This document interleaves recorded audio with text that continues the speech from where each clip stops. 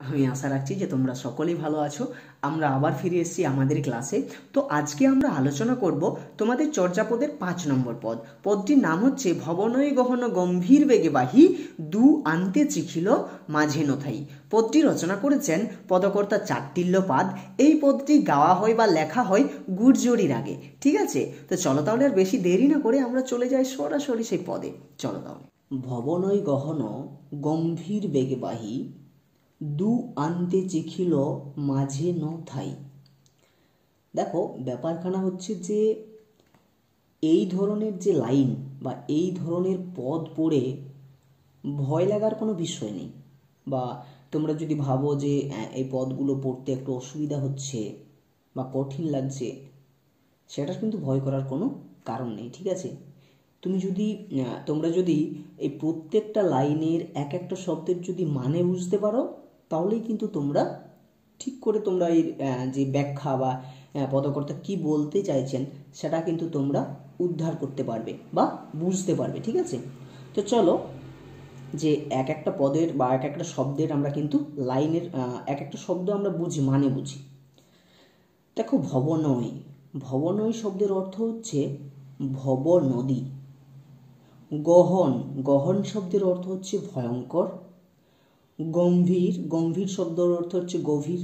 ঠিক আছে, বেগে, বেগে মানে কি হচ্ছে গতি বা প্রবাহিতের, মানে কোনো জিনিস যখন প্রবাহিত হয় তার যে বেগ অর্থাৎ তার যে গতি, সেই গতিকে কিন্তু বোঝায়, অর্থাৎ বেগের অর্থ ওটা। ঠিক আছে,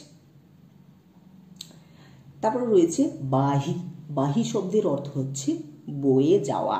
ঠিক আছে, যে দু আন্তে, দু আন্তে শব্দের অর্থ হচ্ছে যে দু দিকে।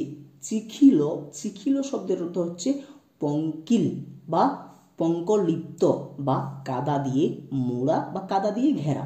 ঠিক আছে, মাঝে ন অর্থাৎ হচ্ছে মাঝে। থাই, থাই শব্দের অর্থ হচ্ছে থই বা তল।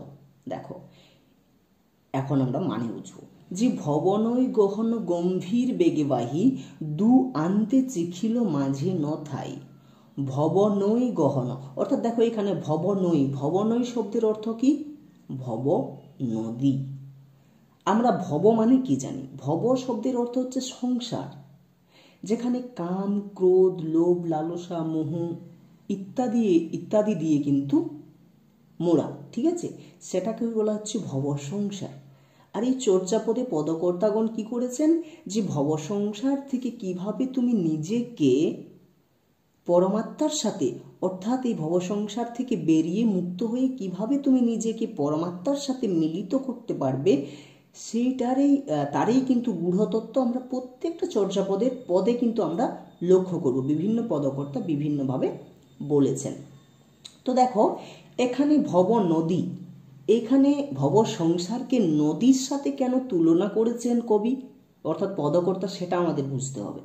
সেটা বুঝতে গেলে দেখো আমাদের এই যে জীবন, ঠিক আছে, আমরা তো একটা জীবন স্রোতের ভিতরে, আমরা তো একটা জীবন স্রোতের মধ্য দিয়ে আমরা এগোই। ঠিক আছে, দেখো একটা বাঁ পা ফেলার পরে কিন্তু বাঁ পা কিন্তু সামনে যায় না, বাঁ পা ফেলার পরে কিন্তু ডান পা সামনে যায়। ঠিক আছে, অর্থাৎ কি, তারপরে আবার বাঁ পা যায়, তারপরে আবার ডান পা যায়, আমরা একটু একটু একটু একটু করে কিন্তু আমরা এগিয়েই চলতে থাকি, এগিয়েই চলতে থাকি সামনের দিকে।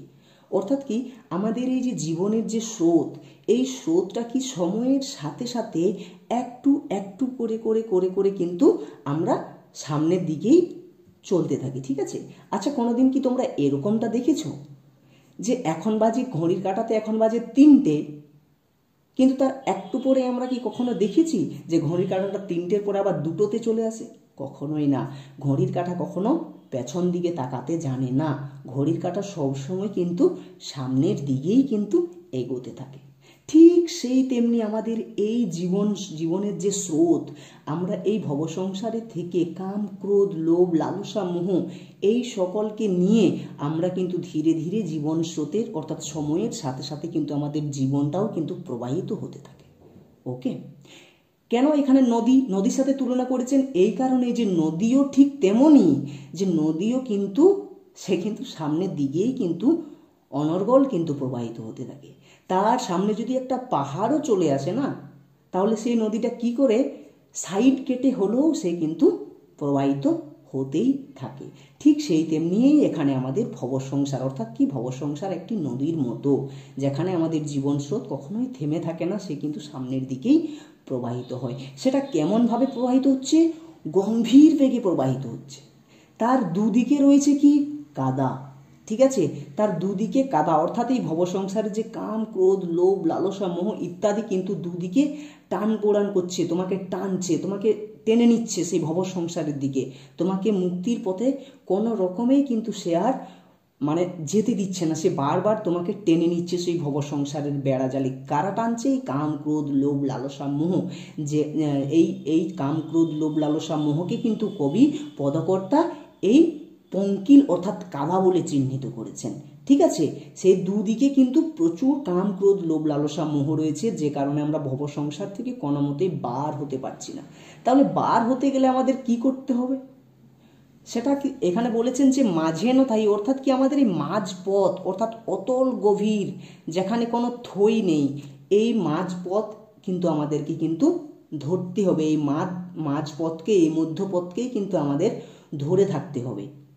ঠিক আছে, সেই কারণে কবি লিখেছেন যে আমাদের এই ভবসংসারের নদী প্রচুর বেগে গতিপ্রবাহ, অর্থাৎ প্রচুর বেগে সে কিন্তু ধাবমান, সে কিন্তু প্রবাহিত হয়ে চলেছে। তার দুদিকে প্রচুর কাদা রয়েছে এবং মাঝখানে দাঁড়াবার কোনো জায়গা নেই, সেখানে কিন্তু অতল গভীর, সেটা কিন্তু খুব গভীর, যেখানে কোনো থই পাওয়া যায় না। কিন্তু আমাদের মহাসুখ অর্জন করতে গেলে আমরা জানি যে মহাসুখ রয়েছে ভবসংসারের ওই পারে, এপারে না। ভবসংসারে মহাসুখ নেই, ভবসংসারে পরমাত্মার সাথে মিলিত হওয়া যায় না। পরমাত্মার সাথে মিলিত হতে গেলে ভবসংসার ত্যাগ করে আমাদের এপার থেকে ওই পারে যেতে হবে। অর্থাৎ কিভাবে আমরা যাব? এই মাঝপথ, এই অতল মধ্যপথ আমাদের অবলম্বন করতে হবে, তবেই কিন্তু আমরা সেই ভবসংসার ত্যাগ করে ভবসংসারকে আমরা মুক্তি দিয়ে আমরা কিন্তু পরমাত্মার সাথে মিলিত হতে পারবো। তাহলে দেখো, সেখানে আমাদের পদকর্তা বলছেন যে এই মধ্যপথ অতল গভীর। ঠিক আছে, এখানে দাঁড়াবার কোনো থই নেই। তাহলে ওইখানে আমরা যাব কি করে? আমরা মধ্যপথ ধরে আমরা যাব কি করে? পরমাত্মার সাথে মিলিত হব কি করবে? এই ভবসংসারের যে নদী, এই নদী দিয়ে আমরা পারাপার হব কি করে? এই পারাপার করার জন্যই কিন্তু পদকর্তা এক প্রকার সাঁকো তৈরি করেছিলেন, এক প্রকার নৌকো তৈরি করেছিলেন। ঠিক আছে, যা আমরা পরবর্তী লাইনে দেখতে পাবো। তাহলে প্রথম লাইনটা কি হচ্ছে? যে ভবনয় গহন গম্ভীর বেগে বাহি দু আনতে চিখিল মাঝে নথাই। অর্থাৎ এই ভবসংসার নামক যে নদী, তা কিন্তু খুব গম্ভীর বেগে কিন্তু প্রবাহিত হয়ে চলেছে। তার দুদিকে কিন্তু রয়েছে প্রচুর কাদা, মাঝে দাঁড়াবার কোনো জায়গা নেই, কেননা সেখানে দাঁড়ানোর জন্য কোনো থই নেই, সেটা খুব গভীর। ঠিক আছে, এটা হচ্ছে প্রথম দু লাইনের অর্থ। আশা করি বুঝতে পেরেছ। তাও যদি কোনো অসুবিধা হয় তাহলে জানাবে। এর পরবর্তী লাইনে আমরা দেখতে পাচ্ছি যে দেখো, একটু বড় হচ্ছে বা একটু ডিসকাশন করতে একটু টাইম লাগছে। ঠিক আছে, কিন্তু যদি ভালোভাবে ডিসকাশন না করা হয়, ভালোভাবে যদি তোমরা না বুঝতে পারো, তাহলে কিন্তু তোমাদের প্রবলেম। ঠিক আছে, তোমাদের অসুবিধা হবে। তাই আমি একদম লাইন টু লাইন যতটা সম্ভব এর ভিতরে গিয়ে আমি তোমাদেরকে বুঝিয়ে দিচ্ছি। ঠিক আছে, তো চলো একটু ধৈর্য সহকারে তোমরা শুনবে। ঠিক আছে, বা বোঝার চেষ্টা করবে। ঠিক আছে, তো চলো পরবর্তী লাইন হচ্ছে ধর্মার্থে চাটিল সাংকম গড়য় পারগামী লো ও নিভর তরয়।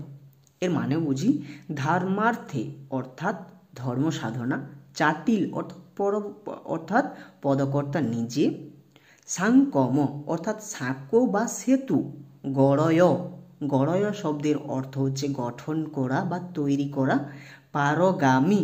পারগামী শব্দের অর্থ হচ্ছে যে যারা পারাপার করতে ইচ্ছুক বা পারাপার হতে ইচ্ছুক, লো ও অর্থাৎ লোক, নিভর তরয় অর্থাৎ নির্ভয়ের সহিত। ঠিক আছে, তো দেখো পদকর্তা চাটিল কিন্তু প্রথম লাইনে আমাদের জানিয়ে দিয়েছেন যে এই ভবসংসার নামক নদী কিন্তু প্রচুর গম্ভীর বেগে কিন্তু প্রবাহিত হয়ে চলেছে, যার দুদিকে কিন্তু কাদায় পরিপূর্ণ, মাঝখানে দাঁড়াবার কোনো জায়গা নেই, অর্থাৎ থই খুঁজে পাওয়া যায় না। তাও কিন্তু পদকর্তা আমাদের জানাচ্ছেন যে ভবসংসার থেকে মুক্তি লাভ করে পরমাত্মার সাথে মিলিত হতে গেলে আমাদেরকে কিন্তু ওই অতল গভীর মধ্যপথ অবলম্বন করেই কিন্তু পরমাত্মার সাথে মিলিত হতে হবে। কিন্তু তা কি করে সম্ভব? সেখানে দাঁড়ালে কিন্তু তো থই পাওয়া যায় না। সেই কারণে পদকর্তা আমাদের কি করেছেন? পদকর্তা এক প্রকার সাঁকো তৈরি করেছেন, যাতে করে আমরা খুব সহজেই সেই অতল গভীর মধ্যপথ অবলম্বন করে, সেই অতল গভীর মধ্যপথকে অতিক্রম করে আমরা পরমাত্মার সাথে মিলিত হতে পারি। সেই কারণেই কিন্তু পদকর্তা চাট্টিল্য এক প্রকার সাঁকো তৈরি করেছেন। বৌদ্ধ সহজিয়া সাধকের মতে এই সাঙ্কম শব্দের অর্থ হল, অর্থ কি? সাঙ্কম শব্দের অর্থ হচ্ছে যে ভব সংসার ও পরমাত্মার মিলনের এক প্রকার সেতু। ঠিক আছে, সহজার্থে যদি তোমরা সেতু মানে বুঝতে পারছো না, তাহলে ব্রিজ ধরো, একটা ব্রিজ। ঠিক আছে, যে মাঝে নদী রয়েছে, নিচে নদী রয়েছে, সেই নদীটা পারাপার, গাড়ি পারাপার করার জন্য যে ব্রিজ, সেটাই হচ্ছে এক প্রকার সেতু। কিন্তু এর গুঢ়া অর্থ অর্থাৎ জীবনের যে সেতু, পরমাত্মার সাথে মিলিত হওয়ার জন্য যে সেতু, এখানে কিন্তু পদকর্তা সেই সেতুর কথা বলেছেন, কোনো গাড়ি পারাপার হওয়ার সেতুর কথা কিন্তু এখানে বলা হয়নি। তাই আমরা দেখতে পাচ্ছি, দেখো লাইনে, যে ধর্মার্থে চাটিল সাংকম গড়য় পারগামী লো ও নিভরতরয়। ধর্মার্থে, ধর্ম সাধনা তো সেটাই যেটা ভবসংসার, অর্থাৎ এই কাম ক্রোধ লোভ লালসা মোহ এই সকলের বেড়াজাল থেকে তুমি মুক্তি লাভ করে তুমি পরমাত্মার সাথে মিলিত হওয়ার প্রচেষ্টা করবে, সেটাই তো ধর্ম সাধনা। যে কারণে যাতে করে তুমি খুব সহজেই মিলিত হতে পারো এই অতল গভীর মধ্যপথকে অবলম্বন করে, সেই কারণে কিন্তু পদকর্তা চাটিল কিন্তু এক প্রকার সেতু বা সাঁকো তৈরি করেছেন। তিনি বলছেন আবার যে পারগামী লো ও নিভরতরয়, অর্থাৎ কি? সেই সেতু অর্থাৎ সেই সাঁকোতে পারাপার, সেই সাঁকো সেই অতল গভীর মধ্যপথ অবলম্বন করে যারা পারাপার হতে ইচ্ছুক, অর্থাৎ যারা ভবসংসার ত্যাগ করে পরমাত্মার সাথে মিলিত হতে ইচ্ছুক, তারা কিন্তু নির্ভয়ে সেই সাঁকোর মধ্য দিয়ে কিন্তু পরমাত্মার সাথে মিলিত হতে পারবে। ঠিক আছে, পদকর্তা কিন্তু আমাদের তাই বলতে চাইছেন। তো তাও যদি কোনো অসুবিধা হয়ে থাকে তো জানাবে। তো পরবর্তী লাইন হচ্ছে, ফাড্ডিও মহুতরু পাটি জড়িয় অদয় দৃঢ় টাঙ্গি নিবানে কহিও। অর্থাৎ মানে বুঝি, ফাড্ডিও শব্দের অর্থ হচ্ছে ফেড়ে ফেলা বা কোনো বস্তুকে মাঝ বরাবর কেটে ফেলা। ঠিক আছে, মহুতরু অর্থাৎ মহুরূপ বৃক্ষ বা গাছ। পাটি শব্দের অর্থ হচ্ছে পাটা বা তক্তা। জড়িয় অর্থাৎ জোড়া লাগানো বা যুক্ত করা। অদয় শব্দের অর্থ হচ্ছে অদ্বয়। দৃঢ় শব্দের অর্থ হচ্ছে দৃঢ়। টাঙ্গি শব্দের অর্থ হচ্ছে কুঠার, এটা হচ্ছে একটা দেশি শব্দ। আর নিবানে শব্দের অর্থ হচ্ছে নির্বাণ, কহিও মানে বলা। তো ফাড্ডিও মহুতরু পাটি জড়িয় অদয় দৃঢ় টাঙ্গি নিবানে কহিও, অর্থাৎ পদকর্তা কিন্তু আমাদের রূপকের সাহায্যে বা রূপকের আড়ালে সাঁকো নির্মাণ করার কিন্তু কৌশল আমাদের এই লাইনের ভিতরে কিন্তু আমাদের স্পষ্ট জানিয়ে দিয়েছেন। তাহলে পদকর্তা কিভাবে সাঁকো তৈরি করছেন? পদকর্তা সাঁকো তৈরি করছেন এইভাবেই, যে ফাড্ডিও মহুতরু অর্থাৎ মহুরূপ এক বৃক্ষকে ফেড়ে নিয়ে, অর্থাৎ মহুরূপ এক বৃক্ষকে মাঝ বরাবর কেটে নিয়ে পাটি জড়িয়ে, অর্থাৎ তার যে অবশিষ্ট, অর্থাৎ তাকে কাটার পরে যে তার পাটাগুলো পাওয়া যায়, সেগুলো কিন্তু জোড়া লাগিয়ে এক প্রকার কিন্তু সাঁকো তৈরি করেছেন। বা সেইভাবে এই মহুরূপ বৃক্ষকে কেটে তার ওই পাটাগুলোকে জোড়া লাগিয়ে কিন্তু পদকর্তা সাঁকো তৈরি করেছেন। এটা হচ্ছে এর সরল অর্থ। এর গভীর অর্থ হচ্ছে যে এই যে মহতরু, যে ফাড্ডিও মহতরু পাটি জড়িয়, দেখো এই যে মহতরু, বৌদ্ধ সহজিয়া সাধক আমাদের বলতে চাইছেন এখানে, অর্থাৎ চাট্টিল্য আমাদের বলতে চাইছেন যে মোহতরু অর্থাৎ আমাদের যে মোহরূপ বৃক্ষ, অর্থাৎ কি যে কাম ক্রোধ লোভ লালসা মোহ, এই সকলগুলোকে জীবন স্রোত থেকে সরিয়ে বা পৃথক করে, সেগুলোকে কেটে ফেলে, সেগুলোকে সাইডে রেখে আমাদেরকে কিন্তু, অর্থাৎ জ্ঞানের আলোকে কিন্তু আমাদের জোড়া লাগাতে হবে। এই কাম ক্রোধ লোভ লালসা মোহ ইত্যাদিগুলোকে সাইডে রেখে বা সাইডে পৃথক করে আমাদের জ্ঞানের আলোকে কিন্তু সেগুলোকে জোড়া লাগিয়ে দিতে হবে। দেখো, জ্ঞানের আলোকে তুমি যখন কোনো খারাপ বস্তুকে জোড়া লাগাবে, খারাপ বস্তুকে সেই জ্ঞানের আলোকে তুমি নিয়ে আসবে, তখন সেই খারাপ বস্তুটার খারাপ থাকে না, সেটা কিন্তু ধীরে ধীরে ভালো হতে থাকে। এই যখন কাম ক্রোধ লোভ লালসা মোহকে তুমি যখন জ্ঞানের আলোকে জোড়া লাগাবে, তখন কিন্তু সেই কাম আর কাম থাকবে না, সেই মোহ আর মোহ থাকবে না, সেই ক্রোধ আর ক্রোধ থাকবে না, সেগুলো কিন্তু ধীরে ধীরে শান্ত হতে থাকবে। তাহলে অবশেষে আমাদেরকে কি করতে হবে, যে অদয় অদৃঢ় টাঙ্গি নিবানে করিয়। তারপরে আমাদেরকে তাহলে অবশেষে করতে হবে যে অদয় জ্ঞানরূপ যে কুঠার, সেই অদয় জ্ঞানরূপ কুঠারে সুদৃঢ়ভাবে কিন্তু আমাদের সেতু নির্মাণ করতে হবে। ঠিক আছে, অর্থাৎ পদকর্তা আমাদের জানাচ্ছেন যে এই মোহরূপ তরু অর্থাৎ কাম ক্রোধ লোভ লালসা মোহ ইত্যাদিগুলোকে সাইডে সরিয়ে বা পৃথক করে সেগুলোকে জ্ঞানের আলোকে কিন্তু জোড়া লাগিয়ে এক প্রকার কিন্তু খুব দৃঢ়ভাবে আমাদের যে অদয় জ্ঞানের যে কুঠার সেই তার মাধ্যমে তার মাধ্যমে কিন্তু আমাদের এক প্রকার সেতু তৈরি করতে হবে। সেই সেতুর মধ্য দিয়েই কিন্তু আমরা ভবসংসার থেকে পরমাত্মার সাথে আমরা কিন্তু মিলিত হতে পারবো। ঠিক আছে, এই হচ্ছে এই লাইনের মানে। ওকে, চলো পরবর্তী লাইন। সাংকমত চড়িলে দাহিন বাম্মা হই নিয়ড্ডি বহিদূর মাজাহি। শব্দের অর্থ যে সাংকমত চড়িলে অর্থাৎ সাঁকোতে চাপলে, দাহিন অর্থাৎ ডান দিক, বাম অর্থাৎ বাঁ দিক, মা হই মানে হওয়া যাবে না, নিয়ড্ডি অর্থাৎ নিকটে বা পাশে, বহি অর্থাৎ বোধি সিদ্ধি বা মহাসুখ, দূর অর্থাৎ দূর মা যাহি অর্থাৎ হচ্ছে এর মানে দূরে যাওয়ার কোনো প্রয়োজন নেই। অর্থাৎ পদকর্তা আমাদের বলতে চাইছেন যে সাংকমত চড়িলে দাহিন বাম মা হই নিয়ড্ডি বহি দূর মা যাহি। অর্থাৎ কি, যে পরমাত্মার সাথে মিলিত হওয়ার জন্য সেতুতে যদি তুমি চড়ো অর্থাৎ সেতুতে তুমি যদি চাপো, তাহলে কিন্তু ডান দিক বাঁ দিক হওয়া যাবে না। কেননা পদকর্তা প্রথমেই জানিয়েছেন দু আন্তে চিখিল মাঝে নতাই, অর্থাৎ কি দু আন্তে প্রচুর কাদা, অর্থাৎ সেই দুদিক অর্থাৎ ডান দিক বাঁ দিকে কিন্তু ভবসংসারের প্রচুর কিন্তু পিছু টান রয়েছে। ঠিক আছে, সেই রকমভাবে কিন্তু চলা যাবে না, বাম দিক ডান দিক হয়ে কিন্তু চলা যাবে না। তোমাকে যদি পরমাত্মার সাথে মিলিত হতে হয় এই সেতুর মধ্য দিয়ে, তাহলে কিন্তু তোমাকে মাঝ বরাবরেই কিন্তু চলতে হবে, মধ্যপথ অবলম্বন করেই তোমাকে কিন্তু চলতে হবে। তুমি কিন্তু ডান দিক বাঁ দিক হওয়া যাবে না, তাহলেই কিন্তু বিপদ। ঠিক আছে, অর্থাৎ পদকর্তা আমাদের স্পষ্ট জানিয়েছেন যে সাঁকোতে চড়লে ডান দিক বাঁ দিক হওয়া যাবে না। আর যদি তুমি সঠিকভাবে মাঝ বরাবর তুমি যদি চলতে পারো, তাহলে কিন্তু অতি সহজেই মহাসুখ বা সহজ আনন্দ বা পরমাত্মার সাথে তুমি মিলিত হতে পারবে, বা তুমি বোধি অর্জন করতে পারবে, বা তুমি সিদ্ধি অর্জন করতে পারবে।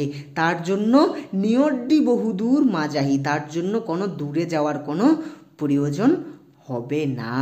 ঠিক আছে, বুঝতে পেরেছ? ওকে, চলো লাস্ট লাইন, পরবর্তী লাইন। জুই তুমহে লো ওহে হইব পরগামী পুচ্ছত চারটিল অনুত্তর স্বামী। এর শব্দের মানে বুঝি। তুমহে শব্দের অর্থ হচ্ছে তুমি, লো ও অর্থাৎ লোক, হইব শব্দের অর্থ হলো হওয়া, পরগামী অর্থাৎ যারা পারাপার হতে ইচ্ছুক, পুচ্ছত অর্থাৎ জিজ্ঞাসা করা, চারটিল অর্থাৎ পদকর্তা স্বয়ং, অনুত্তর স্বামী হচ্ছে যে অনুত্তর সর্বশ্রেষ্ঠ ধর্মজ্ঞ যোগী চারটিলকেই কিন্তু এখানে অনুত্তর স্বামী বলে চিহ্নিত করা হয়েছে।